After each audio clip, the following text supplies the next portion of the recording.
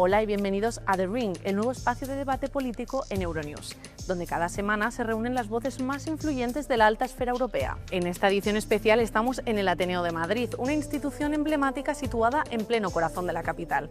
Hoy ponemos el foco en una crisis que ya resuena más allá de las fronteras nacionales. España atraviesa un momento decisivo, un gobierno con instituciones bajo presión, intentando navegar esta crisis política. Echemos un vistazo a un país que se juega su estabilidad y quizá algo más. España se enfrenta a una nueva turbulencia política que amenaza la continuidad del gobierno del presidente Pedro Sánchez. La ruptura entre los socialistas y el partido independentista catalán Junts, uno de sus aliados esenciales en el Parlamento, ha desencadenado un escenario incierto. El líder de Junts, Carles Puigdemont, lo resumía así: un pacto que no se cumple es un acuerdo roto.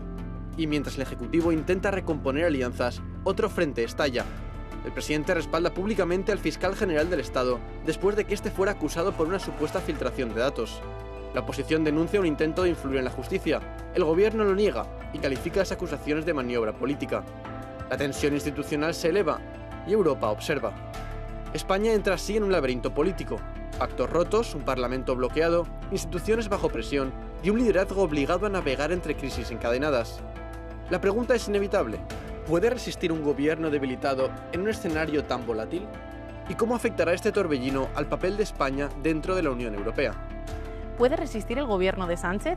Esa es precisamente la pregunta que vamos a intentar responder hoy aquí con nuestros invitados. Vamos a conocerlos un poco más. José Manuel García Margallo, dirigente veterano del Partido Popular y exministro de Exteriores durante el gobierno de Mariano Rajoy. 22 años como eurodiputado lo avalan como una de las voces más reconocidas del europeísmo español. Sobre los riesgos judiciales para el presidente del gobierno, alertó: Sánchez no solo se juega su supervivencia política, se juega su horizonte penal. José Zaragoza, experimentado dirigente del Partido Socialista Catalán y diputado en el Congreso. Su larga carrera política le convierte en una de las piezas claves de su partido. Crítico con el PP y firme defensor de los pactos progresistas, ha afirmado que el presidente de los populares, Alberto Núñez Feijóo, tiene tantas ganas de tumbar a Pedro Sánchez que no piensa las cosas que hace. Esa falta de reflexión le lleva a hacer el ridículo públicamente, dijo. Bueno, un duelo político para un país en encrucijada. Bienvenidos, José Manuel García Margallo y José Zaragoza. Hay muchos temas que vamos a tocar hoy aquí, pero si hay uno que ha copado los titulares y las portadas las últimas semanas, ha sido la ruptura de Junts con el gobierno de Pedro Sánchez. ¿Qué supone esta ruptura para la estabilidad del gobierno? El gobierno de Pedro Sánchez, desde que entró en el gobierno, está gobernando con pactos. Es un gobierno que nunca ha tenido mayoría parlamentaria. Siempre hemos tenido que pactar con otras fuerzas políticas. Y eso pues es una cultura política que en España no existía. Es decir, en otros países europeos están más acostumbrados al multipartidismo, a las alianzas políticas. Solamente has de ver las realidades políticas en Europa para saber que esto para nosotros es nuevo. Entonces la ruptura con Junts lo que produce es eso exactamente, más dificultades, algo a lo que ya estamos acostumbrados. Exactamente, porque sí que es un poco más nuevo incluso, porque antes Junts sí que estaba de parte del gobierno de Sánchez, entre comillas, o pactaba con ellos. Margallo, desde Europa, cuestiones como la de las lenguas cooficiales que ha traído el presidente del gobierno al Consejo y otros debates que ha traído por este pacto que tenía precisamente con Junts, ¿cuál es la imagen que se puede tener en Bruselas de esta inestabilidad política? Bueno, yo creo que la imagen que se tiene en Bruselas no es muy distinta de la que se tiene en España. Es un gobierno, como ha dicho mi amigo José Zaragoza, plural. Lo que pasa es que es de una pluralidad excesiva, es decir, lo que une al gobierno es un modelo que a mi juicio es un modelo distinto al modelo constitucional. El pegamento que les une es llegar a lo que se llama una España plurinacional, aunque no se han definido cuáles son las naciones que integrarían el conjunto. Como eso no es posible desde un punto de vista de la Constitución, lo que se está operando, en mi opinión, es un desguace del Estado. Lo que quieren los separatistas no es tanto ya sacar a Euskadi y Cataluña de España. Eso saben que no conduce a ningún sitio, se conduciría a la exclusión de la Unión Europea, sino sacar a España de Euskadi y Cataluña. Y lo que se está produciendo es una cesión permanente cada vez que se produce una votación en que se necesita el concurso de estas fuerzas de temas muy centrales. Y estamos ahora en un momento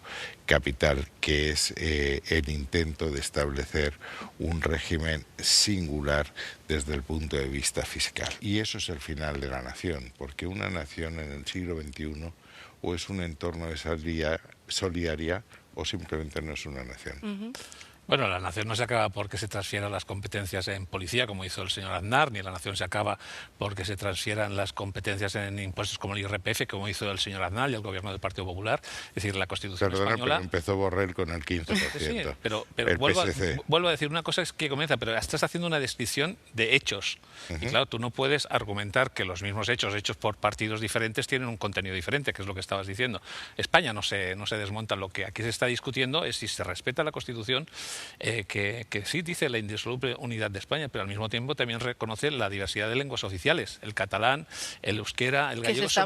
Está en el artículo de la Constitución, está clarísimo que se contempla la cooficialidad de las lenguas.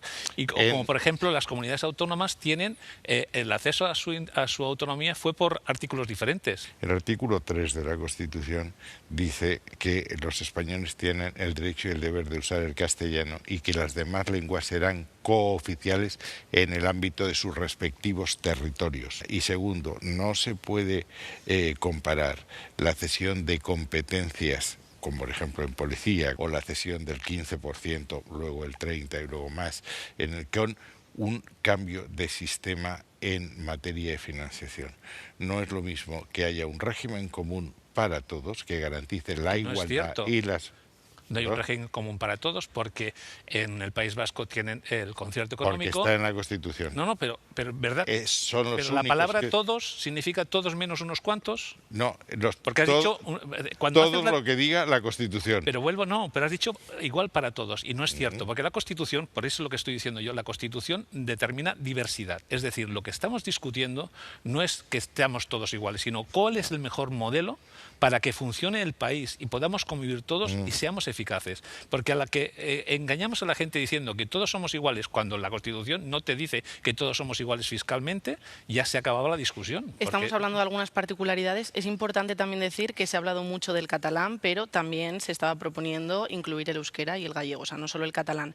De todas formas, te preguntaría si esta es una medida que Sánchez habría propuesto de no ser por su pacto con Junts. ¿Habría propuesto, por ejemplo, llevar el euskera al Parlamento Europeo? La política muchas veces se produce en avances que las sociedades van asimilando como propios, es decir, las reformas. ¿Por qué tuvimos que hacer la reforma sobre la ley del aborto y que no estaba contemplado en la Constitución? Porque la sociedad va avanzando y vamos haciendo mejoras en estos temas, como el matrimonio igualitario, es decir, las sociedades van haciendo cambios. Al inicio de esta legislatura incluimos el uso de las lenguas en el Congreso de los Diputados. Se montó un debate intensísimo, era la ruptura de la unidad, y ahora es algo común, normal, aceptado por todo el mundo y no genera ningún problema. Por eso estamos planteando estos debates también en la Unión Europea. ¿Esto que está ocurriendo con Junts es algo endémico del caso español? Porque también hay más nacionalismos en Europa. Efectivamente, España tiene una singularidad que no tienen otros países, que es muy antigua. Es decir, Cataluña ha planteado la secesión pues en la rebelión de los catalanes en la época de Olivares, en el Estatuto de 1932 en la República, se planteó el proceso pidiendo la independencia, cosas que no han ocurrido en otras partes de Europa.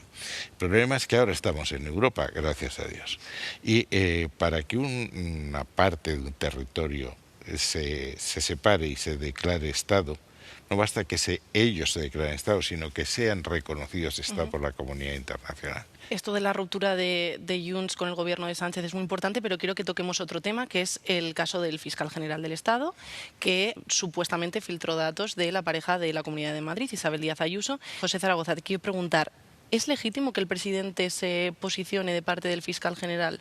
¿Es una cosa que la oposición está ampliamente criticando? No, la primera que me gustaría precisar es una cosa tan sencilla en estos temas, es que una cosa es acatar una sentencia que la acatamos todos los responsables, y otra cosa es que tú puedas discrepar de las sentencias. Es decir, discrepar, la opinión sobre una sentencia es el básico en nuestra Constitución, que es la libertad de expresión, y si el presidente del gobierno tiene confianza en esa persona, pues es lógico que lo exprese sin ningún género de dudas. Esto no hay ninguna duda en estas cuestiones. Margallo, ¿es esto una politización de la esfera judicial? Vamos a ver, es el primer caso en una democracia liberal en el continente europeo y en los demás países de otros continentes que aceptan la declaración liberal, que es el Estado de Derecho, la separación de poderes, la independencia judicial, que el guardián de la ley, que es el fiscal general, se sienta en un banquillo ante un tribunal, en que la defensa la ejerce la fiscalía, que son sus subordinados jerárquicos, y la abogacía del Estado. Es un caso absolutamente inédito. Es obvio de que se pueden discrepar de las sentencias. Los abogados sabemos, yo soy abogado por España y por Estados Unidos, en que te puede gustar una sentencia o no. Lo que ya es más raro es que el presidente del gobierno y los ministros opinen de la sentencia, incluso antes de conocerse los argumentos. Yo soy católico y creo en el Espíritu Santo, pero no creo que el Espíritu Santo esté para iluminar al presidente del gobierno, que antes de haberse producido la sentencia y después de producida la sentencia, antes de conocerse los argumentos, opine sobre algo que no sabemos. Vamos, que el tribunal reconoce que es habitual las filtraciones. No es habitual. Y la única filtración que se ha perseguido por esos tribunales es la que supuestamente hizo el fiscal general del Estado. Es un elemento curioso, ¿no? Perdona, José, es que lo que dice el Código Penal es que quien está obligado a guardar un secreto no lo puede filtrar. Eso está penado y por eso hay una sentencia. Y no dice... ¿Y por qué no se investigan las multitudes y multitudes de filtraciones de sumarios judiciales, sentencias judiciales, que incluso se justifica por parte de jueces que es algo habitual? Claro, porque fíjese si es algo habitual que el mismo tribunal dice, para evitar que ellos filtren la sentencia, sueltan el fallo antes y no te dan los argumentos jurídicos. Vamos a ver, eso es un argumento que no está a tu altura. Es decir, no, es para poner el contexto europeo. No, pero dice, te pongo un ejemplo que va a entender es que todo es singular en Europa, lo que está pasando en este proceso. Es que este proceso es atípico. Lo que está pasando claramente, además lo estamos viendo con la participación, una de las acusaciones particulares, que es el Colegio de Abogados, que hace el Colegio de Abogados acusando un colegio de abogados beneficiado precisamente por la comunidad autónoma donde está la presidenta del novio precisamente del acusado, que todavía no se le ha hecho ni siquiera proceso judicial. Se condena antes al fiscal general que al que estaba el que había supuestamente cometido el delito. Es todo muy sorprendente, ¿no? Bueno. Todo en España es sorprendente. Estamos en otra situación atípica en que el presidente del gobierno ha dicho que él está dispuesto a gobernar sin el Parlamento, es decir, por decreto de ley. Estamos en una situación sorprendente en que, insisto, el fiscal general se sienta en el banquillo con su toga de fiscal general en ejercicio. Estamos en una situación atípica prácticamente todo, porque estamos al borde de llegar a una democracia iliberal. Claro que estamos en un tema atípico, por eso estamos tú y yo aquí, que nos llevamos muy bien, pero bueno, no como sobre este tema colegas. Hay mucha tela que cortar, vamos a volver a esto después, porque tú has dicho que íbamos a ver el prisma europeo, os preguntaré sobre eso más tarde, pero ahora os tengo que cortar porque es hora de que tengáis un poco más de tiempo para vosotros y os podáis enfrentar cara a cara.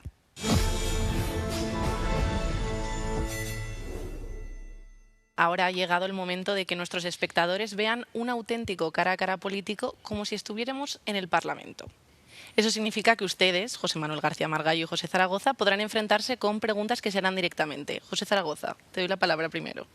Yo la cosa que me gustaría que José Manuel explicase es su opinión sobre los pactos del Partido Popular con Vox, lo que se ha producido en todas las comunidades autónomas, la voluntad expresa de llegar a acuerdos con la extrema derecha aquí en España y a dónde nos lleva el país. Y no entiendo muy bien la pregunta, porque el Partido Socialista Obrero Español y el PSC, que es un partido distinto, un partido hermano, pueden hacer coaliciones con Junts, con Esquerra, con el PNV y con Bildu. Los cuatro tienen en su programa que su destino final es la secesión de España, que es contrario no ya a la Constitución, sino a los fundamentos de la Constitución del artículo 2. Y dentro de ese grupo hay uno singular, que es Bildu, que son los herederos de ETA. Nunca han renunciado o nunca han pedido perdón por eso. Yo entre Vox y ETA me inclino por Vox, entre otras cosas porque Vox no ha querido matarme nunca y ETA sí. ¿Quién era el ministro que dijo que desde que ETA había desaparecido nos habíamos quedado sin discurso en el País Vasco? No, yo dije... Porque contra ETA parece que el Partido Popular es la única obsesión que tiene en estas cosas. Quiero que Margallo haga su pregunta también para que nos dé tiempo. La situación económica española es buena en términos macroeconómicos, en términos generales, pero no lo es tan buena cuando hablamos del ciudadano corriente, que es lo que a mí me preocupa. El dinero que necesitábamos de Europa, Next Generation, que eran nada menos que 163.000 millones, no se está ejecutando. Ya hemos renunciado a gran parte de los préstamos porque el gobierno se empeñó en administrar esos fondos por sí y ante sí, y tal le hizo una comisión técnica. ¿Qué ha pasado? Que no tienen capacidad de gastar ese dinero que vamos a perder. Y teniendo unos salarios reales como tenemos, unas deficiencias de productividad como tenemos, etcétera, es bastante absurdo el que renunciemos a gastarnos el dinero que se nos da. ¿Cuál es la razón? Como bien has explicado, hemos renunciado a unos créditos. ¿Sabes por qué? Porque en el mercado ahora de España, como la economía funciona, tenemos credibilidad, nos salen más baratos que a lo que nos cobraba la Unión Europea. Por eso se ha renunciado, lo explicó el ministro. ¿A qué plazo? No lo explicó mal. Lo explicó el ministro de Economía y yo... Dime a qué plazo son unos y otros. Si me dejas que siga explicando la primera cosa, porque eso no lo has explicado. No. Porque nos sale más barato los créditos. Por eso se han renunciado a los créditos, que no a los fondos a fondo perdido. Es decir, que son dos cosas diferentes en esta cuestión. La segunda cuestión, en España los fondos Next Generation se gestionan por el gobierno y con las comunidades autónomas, que se le hacen transferencias. Y uno de los problemas que tenemos es que las comunidades autónomas, comenzando por la de Madrid, la ejecución que tiene, si estás criticando la ejecución del gobierno de España, tendrías que criticar al gobierno de Ayuso, porque Ayuso no gestiona nada, no ejecuta, no lleva adelante. ¿Por qué? Porque se tienen criterios, porque no has de dar el dinero simplemente por darlo, lo has de dar para que sea eficaz. Permitidme que os pare aquí porque tú has mencionado a la presidenta de la Comunidad de Madrid, ya hemos escuchado vuestra opinión y ahora vamos a introducir otra nueva voz.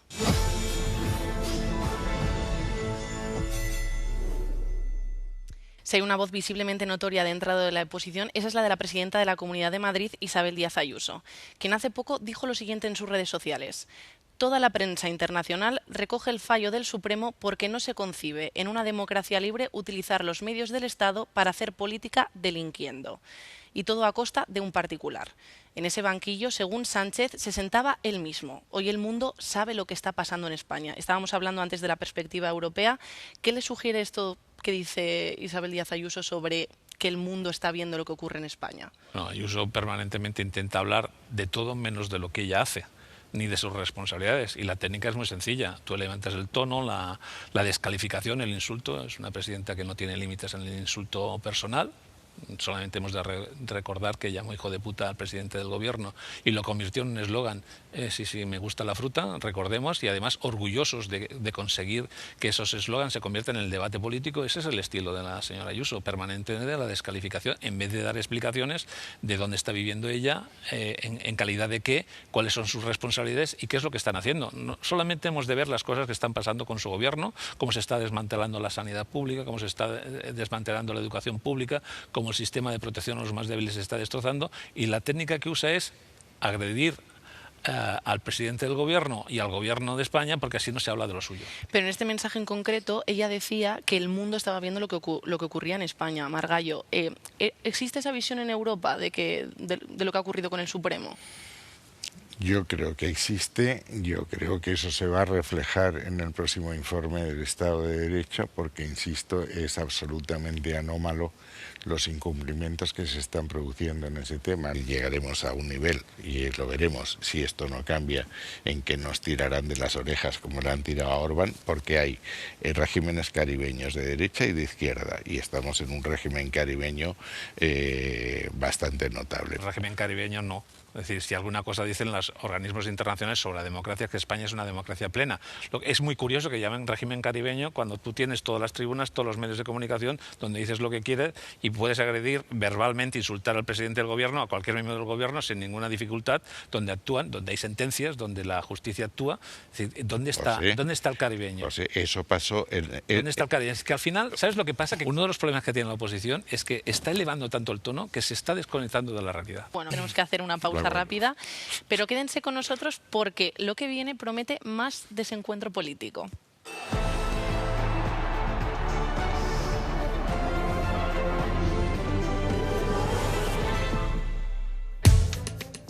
Bienvenidos de nuevo a The Ring, el nuevo programa semanal de Euronews. En este programa especial desde el corazón de Madrid me acompañan José Manuel García Margallo y José Zaragoza. Vayamos ahora con una información que ha llamado un poco nuestra atención. Margallo, tú antes mencionabas el tema de la vivienda, entonces quiero que nos refiramos concretamente a unos datos del CIS. La vivienda es la mayor preocupación para el 19,2% de los españoles, el gobierno o los partidos políticos concretos para el 10,6%, los problemas políticos en general para el 6,9% y la corrupción para el 5,8%. Zaragoza, Pedro Sánchez dijo que esta iba a ser la legislatura de la vivienda. Estamos viendo aquí unos datos bastante llamativos sobre el tema de la preocupación con respecto a este asunto. También es un tema que está presente en Europa, es una cosa que la presidenta de la Comisión, Ursula von der Leyen, mencionó en el Soteu. ¿Crees que está el gobierno respondiendo a esta preocupación mayoritaria de la ciudadanía?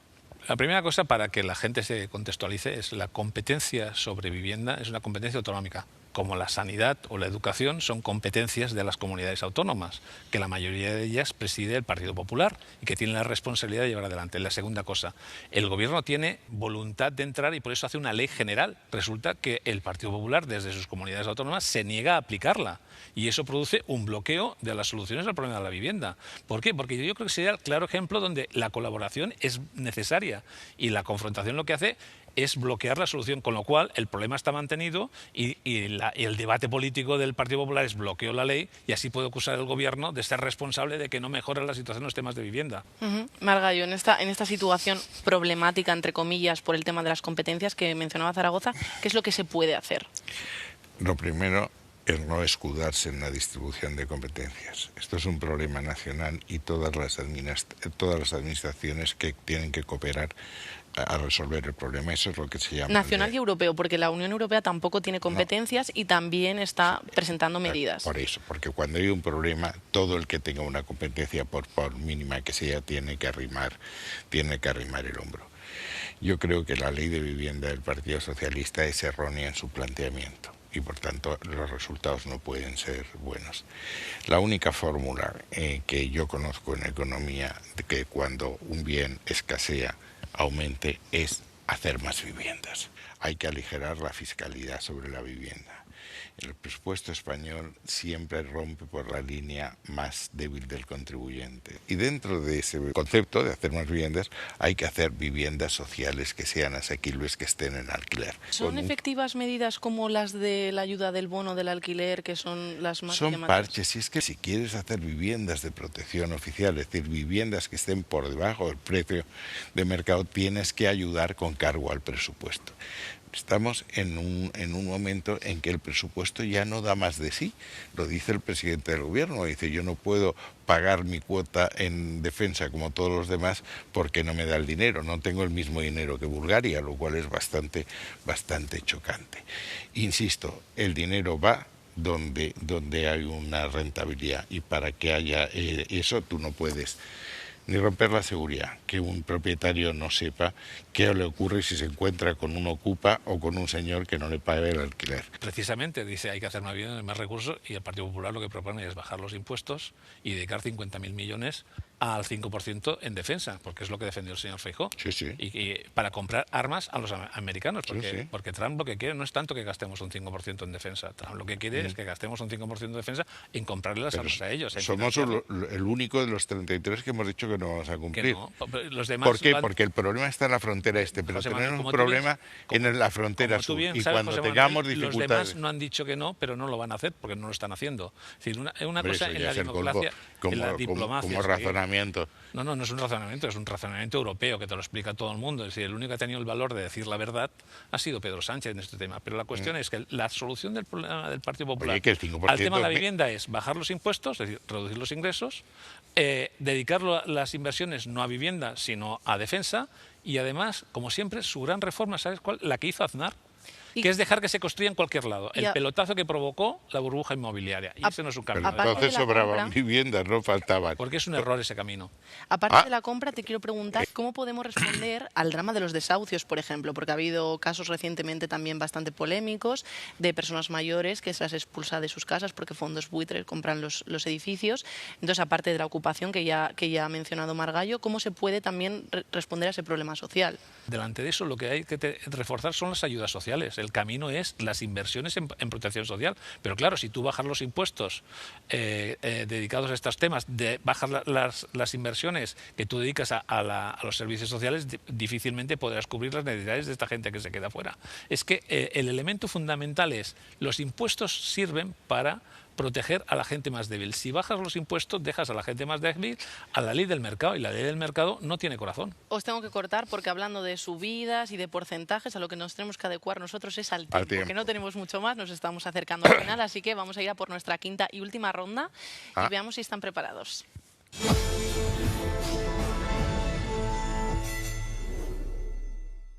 Bueno, ahora cambiamos de ritmo, les plantearé varias preguntas y solo podrán contestar sí o no, o al menos vamos a intentarlo. José Zaragoza, empiezo contigo. ¿Subestimó Sánchez la importancia de mantener su pacto con Junts? No. Sí. ¿Es la independencia de Cataluña un factor clave en esta crisis? No.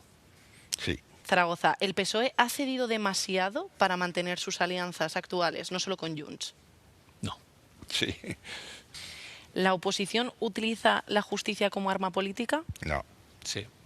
¿El respaldo al fiscal pone en riesgo la independencia judicial? No. Sí. ¿La polémica judicial afecta la imagen de España en Europa? Sí. Sí. ¿Europa está preocupada por España? Sí. Sí. ¿Ayuso tiene razón al criticar el uso político de los medios del Estado? Completamente. No. ¿La oposición busca derribar al gobierno más que colaborar? Sí. Soso. Es oposición. ¿España está en riesgo de parálisis legislativa? Sí. No. ¿El Ejecutivo debería buscar acuerdos con partidos de oposición ahora mismo? Sí. Sí. Zaragoza, ¿queda Sánchez para rato? Sí. Sí. ¿Veremos a Feijóo pactando con Junts? No. Sí. ¿Cree que un acuerdo nacional entre partidos sería la única solución real para estabilizar el país? No. Sí. Tengo una última pregunta para vosotros dos, que es si os habéis convencido con el argumento del contrario en algún momento. Convencido no. Pero algunos son razonables. Suscribo. Bueno, como veis, no todo es blanco o negro. Muchas gracias, José Zaragoza y José Manuel García Margallo. Ha sido un placer escuchar vuestros puntos de vista.